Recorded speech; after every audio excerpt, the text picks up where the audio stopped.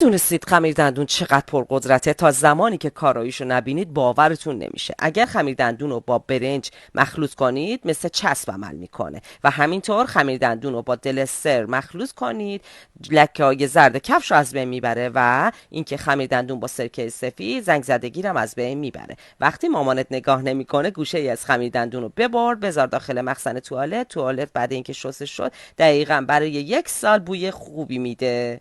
اگر لباس های سفید شما بعد از 1 سال زرد شده، لباس ها رو مقداری خمیر دندون، کمی نمک در یه لگن قرار بدید، مقدار مناسبی مواد شوینده رو اضافه کنید، به مدت 10 دقیقه در آب گرم خیسش بدید، به آرامی اون رو مالش بدید و بشویید و یه تکه لباس جدید خواهید داشت. اگه فرزندتون دیوار سفید شما رو کثیف کرد نگران نباشید. خمیر دندون، مایع ظرفشویی، سرکه سفید رو توی کاسه بریزید، به طور یک نواخت هم بزنید، پارچه ای رو در محلول آغشته بکنید و به آرامی پاک کنید. دیوار بلافاصله سفید میشه. اگه مایتابه شما سوخته، زیرش دیگه سیاه و کثیف شده، خمیر دندون، نمک، جوش شیرین، سرکه، نوشابه و مایع ظرفشویی چند دقیقه بذارید داخلش بمونه، بعد با یه دستمال پاکش کنید، ببینید که مثل روز اولش تر و تمیز شده.